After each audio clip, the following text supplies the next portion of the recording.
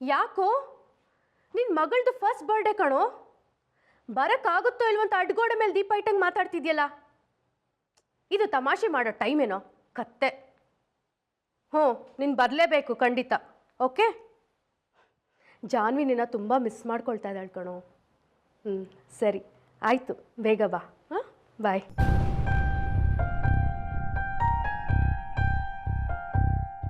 ಅತ್ತೆ, ನಿನ್ನ ಗಂಡ ಫೋನ್ ಮಾಡಿದ್ದ? ಕೇಳಿಸ್ಕೊಂಡೆ, ನನಗೂ ಮಾಡಿದ್ರು. ನಿನಗೂ ಸತಾಯಿಸಿದ್ನಾ? ನನಗೂ ಸತಾಯಿಸಕ್ಕೆ ನೋಡ್ದ. ನಾನು ನಂಬ್ತೀನಾ? ನೀನು ಬರಲೇಬೇಕು ಅಂತ ಹೇಳಿದೆ. ಮಗಳದು ಫಸ್ಟ್ ಇಯರ್ ಬರ್ಡೇ ಹೇಗೆ ಸೆಲೆಬ್ರೇಟ್ ಮಾಡಿದ್ವಿ ಅಂತ ಮುಂದೆ ನೆನೆಸ್ಕೋಬೇಕಲ್ಲ. ಅದಕ್ಕೆ ಅಪ್ಪ ಅಮ್ಮ ಇಬ್ಬರು ಇರಬೇಕಲ್ವೇನೆ? ಆ ಲಿಸ್ಟಿಗೆ ಅಜ್ಜ ಅಜ್ಜಿನೂ ಸೇರ್ತಾರಲ್ವಾ? ಅಜ್ಜನಾ? ಶ್ರೀ ನಿಮ್ಮ ತಂದೆಗಾಗಲೇ ಫೋನ್ ಮಾಡಿ ಹೇಳಿದಾನಲ್ಲ. ಆದರೆ ಅಮ್ಮನಿಗೆ ಯಾರೂ ಒಂದು ಮಾತು ಹೇಳಿಲ್ಲ. ನಿಮ್ಮ ಅಪ್ಪ ಬೇರೆ ಅಮ್ಮ ಬೇರೆನೇನೆ? ಹಾಗಲ್ಲ ಅತ್ತೆ, ಮೊಮ್ಮಗಳು ಫಸ್ಟ್ ಬರ್ಡೇಗೆ ಅವರಿಗೂ ಒಂದು ಮಾತು ಕರೆದಿದ್ರೆ ಚೆನ್ನಾಗಿರ್ತಿತ್ತು. ನಿಮ್ಮಮ್ಮ ಅಷ್ಟು ಸ್ವಾಭಿಮಾನಿ ಯಾವಾಗಾದರೂ? ಸಾರಿ, ನಿನ್ಗೆ ಹರ್ಟ್ ಮಾಡೋ ಉದ್ದೇಶ ನಂದಾಗಿರಲಿಲ್ಲ. ಗೊತ್ತು.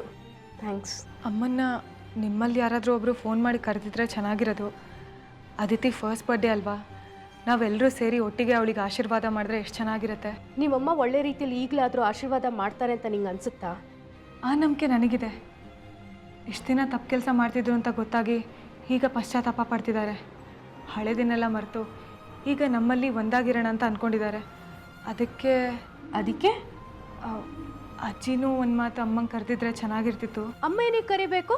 ಬರಂಗಿದ್ರೆ ಅವರೇ ಬರಲಿ. ಈ ಥರ ಬಿಂಕ ಎಲ್ಲ ಏನೂ ಬೇಡ. ನಿಮ್ಮಮ್ಮ ಬರಲಿಲ್ಲ ಅಂತ ಇಲ್ಲಿ ಯಾರೂ ಅಳೋದಿಲ್ಲ. ನಿನಗೆ ಯಾಕೆ ಅವ್ರ ಮೇಲೆ ಅಷ್ಟೊಂದು ಅನುಕಂಪ ಜಾನ್ವಿ? ಅವ್ರು ಕಷ್ಟದಲ್ಲಿದ್ದಾರೆ, ಅವ್ರು ಇನ್ಸೆಕ್ಯೂರ್ ಆಗಿದ್ದಾರೆ ಅಂತ ಒಂದು ಮನೆ ಮಾಡಿಕೊಟ್ಟಿದ್ದೀವಲ್ಲ. ಅವ್ರ ಪಾಡಿಗೆ ಅವ್ರು ಇರ್ತಾರೆ, ನಿನ್ನ ಪಾಡಿಗೆ ನೀನಿರು ಜಾನ್ವಿ. ಕಷ್ಟ ಆಗುತ್ತತ್ತೆ. ಅಪ್ಪ ಬರ್ತಾರೆ, ಜೊತೆಗೆ ಅಮ್ಮ ಬರದೇ ಇದ್ರೆ ಚೆನ್ನಾಗಿರಲ್ಲ. ಅವ್ರು ಬೇರೆ ಇದೇ ಊರಲ್ಲಿರ್ತಾರೆ. ಅವರಿಗೂ ಬರಬೇಕು ಅಂತ ಮನ್ಸು ಕೂಡ ಇದೆ. ಬರೋ ಮನ್ಸಿದ್ರೆ ಬರ್ಬೋದಲ್ಲ, ಬಿಡು. ಏನು ಪ್ರಾಬ್ಲಮ್ಮು? ನಿನ್ಗೆ ಯಾಕೆ ಪ್ರೆಷರ್ ಮಾಡಬೇಕು ಅವರು? ಇಲ್ಲ ಅತ್ತೆ, ಅವ್ರೇನು ನನಗೆ ಹೇಳಿಲ್ಲ. ಅಮ್ಮ ಬಂದಿದ್ರೆ ಚೆನ್ನಾಗಿರುತ್ತೆ. ಪ್ಲೀಸ್, ನೀವು ಅಜ್ಜಿಗೆ ಒಂದು ಮಾತು ಹೇಳ್ಬೋದಾ? ನನಗೆ ನಿಜವಾಗ್ಲೂ ಖುಷಿ ಆಗುತ್ತೆ. ನೀನೇ ಹೇಳ್ಬೋದಲ್ಲ. ಫಂಕ್ಷನಿಗೆ ಯಾರ್ಯಾರು ಬರಬೇಕು ಅಂತ ನಾನು ಅಜ್ಜಿ ಸೇರಿ ಗೆಸ್ಟ್ ಲಿಸ್ಟ್ ಮಾಡ್ತಿದ್ವಿ. ಸುಧಾ ಅವ್ರಿಗೆ ಕರಿ, ನಂದನ್ ಅವ್ರಿಗೆ ಕರಿ ಅಂತ ಹೇಳಿದ್ರು. ಅಪ್ಪ ತಮ್ಮಂಗೂ ಕರಿ ಅಂದರು. ಆದರೆ ಅಮ್ಮನ ಹೆಸರು ಹೇಳಲಿಲ್ಲ. ಅಲ್ಲಿಗೆ ನಿಮ್ಮಮ್ಮ ಬರೋದು ನಮ್ಮಮ್ಮನಿಗೆ ಇಷ್ಟ ಇಲ್ಲ ಅಂತಾಯ್ತು. ಅದಕ್ಕೆ ಅವ್ರ ಹತ್ರ ಮಾತಾಡೋದಕ್ಕೆ ನನಗೆ ಸ್ವಲ್ಪ ಹಿಂಜರಿಕೆ. ನೋಡು ಜಾನ್ವಿ, ಮನೇಲಿ ಒಂದು ಸಂಭ್ರಮ ನಡೀತಾ ಇದೆ. ಎಲ್ಲ ನಿನ್ನ ಇಷ್ಟದ ಪ್ರಕಾರನೇ ನಡೀತಾ ಇದೆ. ನೀನು ಯಾಕೆ ನಮ್ಮ ಇಷ್ಟದ ವಿರುದ್ಧ ಹೋಗಬೇಕು? ನೀನು ಸುಮ್ಮನೆ ಎದ್ಬಿಡು ಜಾನ್ವಿ.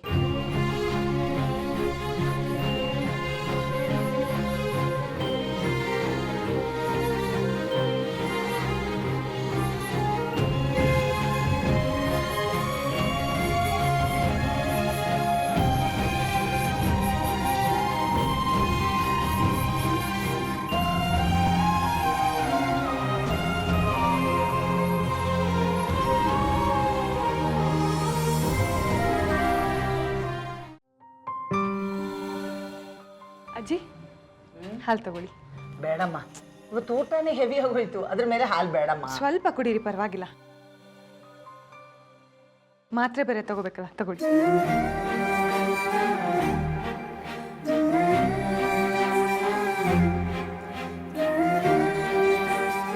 ಅಜ್ಜಿ, ಏನಮ್ಮ? ನಿಮ್ಮ ಬದುಕಿನ ಗುರಿ ಏನು? ನಿಮ್ಮ ಬದುಕಿನ ಗುರಿ ಏನು ಅಂತ ಕೇಳಿದೆ.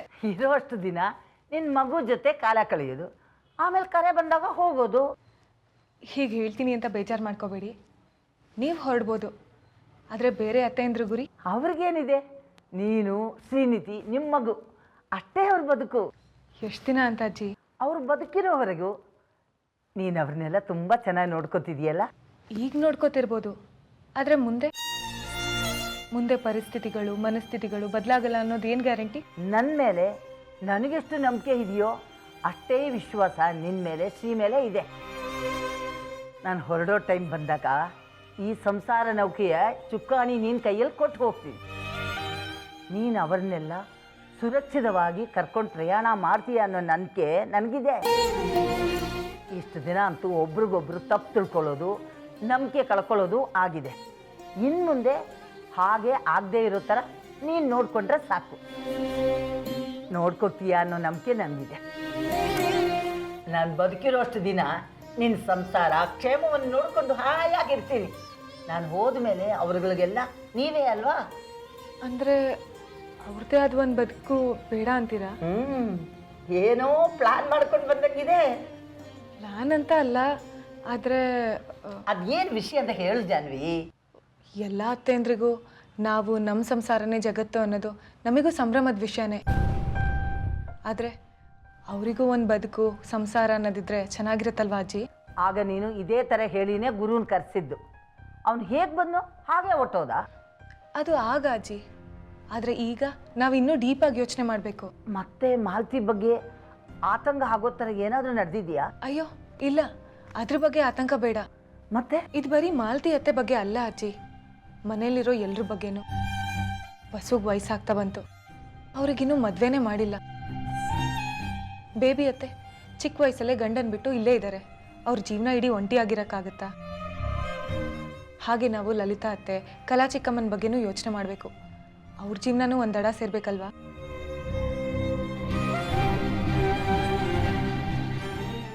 ನಾನು ಇದಕ್ಕಿಂತ ಮುಂಚೆ ಪ್ರಯತ್ನ ಮಾಡಿದ್ದೀನಿ, ಪ್ರತಿ ಸಲ ಸೋಲು.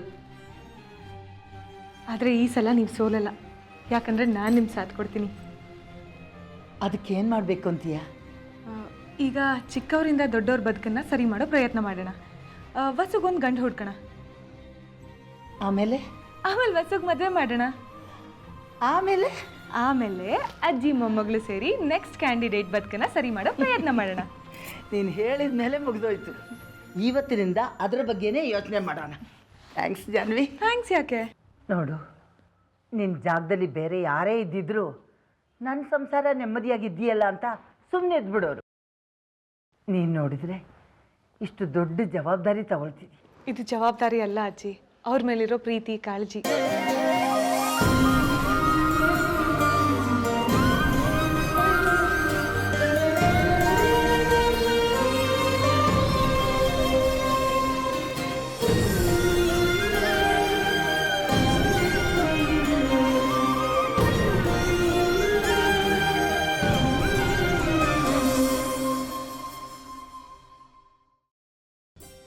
ಏನು ನಮ್ಮ ಬಸ್ಸುಗೆ ಮದುವೆನಾ? ಹೌದು ಅತ್ತೆ. ಕೇಳಕ್ಕೇನೋ ಚೆನ್ನಾಗಿದೆ, ಇನ್ನು ಆಗೋದ್ರೆ ಏನು ಹಾಗೆ ಆಗುತ್ತೆ. ಆಗತ್ತೆ. ಆದರೆ ನಮ್ಮ ಬಸ್ಸುಗೆ ವಯಸ್ಸಾಗಿದೆ, ಅಂಥ ಗಂಡು ಸಿಗಬೇಕಲ್ಲ. ಒಳ್ಳೆ ಗಂಡನೇ ನಾನು ಹುಡುಕ್ತೀನತ್ತೆ. ಹುಡುಕ್ತೀಯ? ಆದರೆ ಹೆಂಡತಿ ಸತ್ತಿರೋರು, ಹೆಂಡ್ತಿನ ಬಿಟ್ಟಿರೋರು ಎರಡನೇ ಸಂಬಂಧ ಆಗಿರುತ್ತೆ ಅಲ್ವಾ? ಅತ್ತೆ, ನಮ್ಮ ಬಸ್ಸುಗೆ ನನ್ನಂಥ ಹುಡುಗನ ಹುಡುಕ್ತೀನ. ಒಳ್ಳೆ ಹುಡುಗ ಆಗಿರಬೇಕು, ಲಕ್ಷಣವಾಗಿರಬೇಕು, ಯಾವ ಚಟನೂ ಇರಬಾರ್ದು. ಇದು ಅವರು ಮೊದಲನೇ ಮದುವೆ ಆಗಿರಬೇಕು, ಸಾಧ್ಯವಾದರೆ ಅವ್ರು ಇದೇ ಊರಲ್ಲಿ ಇರೋರಾಗಬೇಕು. ಅದಲ್ಲದೆ ನಮ್ಮ ಬಸ್ಸುಗೆ ಪ್ರಾಮಾಣಿಕವಾಗಿ ಪ್ರೀತಿಸಬೇಕು ಅಂಥ ಹುಡುಗನೇ ಹುಡುಕ್ತೀನಿ. ನಿನ್ನ ಮೇಲೆ ನಂಬಿಕೆ ಇದೆ ಜಾನ್ವಿ, ಆದರೆ ತಲೆ ಬಿಸಿ ಇರೋದು ಒಂದು ವಿಷಯದ ಬಗ್ಗೆ. ಎಲ್ಲ ಗುಣಗಳಲ್ಲೂ ಸರಿ ಹೊಂದೋಂಥ ಹುಡುಗ ಸಿಗ್ತಾನೆ ಅಂತ ಇಟ್ಕೊ. ಆಗಲೂ ನಮ್ಮ ಬಸ್ಸು ಈ ಮದುವೆಗೆ ಒಪ್ಕೋತಾಳೋ ಇಲ್ವೋ ಅನ್ನೋದೇ ಚಿಂತೆ. ಯಾಕೊಪ್ಪಲ್ಲ? ಮೊದಲಾದರೆ ಶ್ರೀಗೆ ಮದುವೆ ಆಗಿರಲಿಲ್ಲ, ಮಾಲತಿ ಅತ್ತೆ ಒಂಟಿ ಆಗಿಬಿಡ್ತಾರೆ ಅನ್ನೋ ರೀಸನಿಗೆ ಬಂದು ಹುಡುಗರನ್ನೆಲ್ಲ ರಿಜೆಕ್ಟ್ ಮಾಡ್ತಿದ್ರು. ಆದರೆ ಈಗ ನಿನ್ನ ಮಗುನ ತುಂಬ ಹಚ್ಕೊಂಡಿದ್ದಾಳೆ. ಇನ್ನು ಶ್ರೀ ಜಾನ್ವಿ ಮಗುನೇ ನನ್ನ ಜಗತ್ತು, ಈ ಮಗುನ ಬಿಟ್ಟು ನಾನು ಎಲ್ಲೂ ಹೋಗಲ್ಲ ಅಂತ ನಂತರ ಎಷ್ಟೋ ಸಲ ಹೇಳ್ಕೊಂಡಿದ್ದಾಳೆ. ಅದಿನ್ನೂ ಎಲ್ಲಿ ತನಕ ಹೇಳ್ತಾರೆ? ಅವ್ರಿಗೊಂದು ಮದುವೆ ಆಗಿ ಅವ್ರ ಕೈಯಲ್ಲಿ ಒಂದು ಮಗು ಬರೋವರೆಗೂ ಅಲ್ವಾ? ಅದಕ್ಕೆ ಅವಳು ಮದುವೆಗೆ ಒಪ್ಕೋಬೇಕು ಅಲ್ವಾ? ಯಾವುದಕ್ಕೂ ಅವಳ ಹತ್ರ ಒಂದು ಸಲ ಮಾತಾಡಿ ಮುಂದುವರಿಯೋದು ಒಳ್ಳೇದು ಅಂತ ನಂಗನ್ಸುತ್ತೆ. ಬಾ ಅವಳ ಹತ್ರ ಹೋಗಿ ಕೇಳೋಣ. ಬೇಡ ಬೇಡ, ಅವ್ರಿಗೆ ಕೇಳೋದು ಬೇಡ. ಯಾಕೆ? ಗುರುತು ಪರಿಚಯ ಇಲ್ಲದೇ ಇರೋರ ಬಗ್ಗೆ ಡೀಟೇಲ್ಸ್ ಏನೋ ಕಲೆಕ್ಟ್ ಮಾಡ್ಬೋದು, ಆದರೂ ನಮಗೊಂಥರ ಭಯ ಇದ್ದೇ ಇರುತ್ತಲ್ವಾ? ಇವ್ರು ಹೇಗೂ ನಮಗೆ ಚೆನ್ನಾಗಿ ಪರಿಚಯ, ನಮ್ಮ ಬಸ್ಸುಗೆ ಒಳ್ಳೆ ವರ ಅನ್ನಿಸ್ತು. ತಕ್ಷಣ ನಾನು ಶ್ರೀಗೆ ಫೋನ್ ಮಾಡಿ ಅವ್ರ ಪರ್ಮಿಷನ್ ತೊಗೊಂಡು ನವೀನಿಗೆ ಫೋನ್ ಮಾಡಿ ಕೇಳಿಬಿಟ್ಟೆ. ಮೊದಲು ಅವರಿಗೆ ಹೆಣ್ಣು ನಮ್ಮ ಬಸ್ಸು ಅಂತ ಹೇಳಲಿಲ್ಲ, ನೀವು ಏನು ಸೆಲೆಕ್ಟ್ ಮಾಡ್ತೀರೋ ಅದೇ ಓಕೆ ಅಂತ ಹೇಳಿದ್ರು. ಆಮೇಲೆ ನಾನು ಅವ್ರಿಗೆ ಬಸ್ಸು ಅಂತ ಹೇಳಿದೆ, ಆವಾಗಲೂ ಓಕೆ ಅಂದರು. ಈಗ ನಮ್ಮ ಬಸ್ಸು ಒಪ್ಪಬೇಕಷ್ಟೆ, ಅದಕ್ಕೆ ಅವ್ರ ಬಯೋಡೇಟಾ ಫೋಟೋ ಎಲ್ಲ ತೊಗೊಂಡು ಬಂದಿದ್ದೀನಿ. ಬಸ್ಸು ಒಪ್ಬಿಟ್ರೆ ಸಾಕು.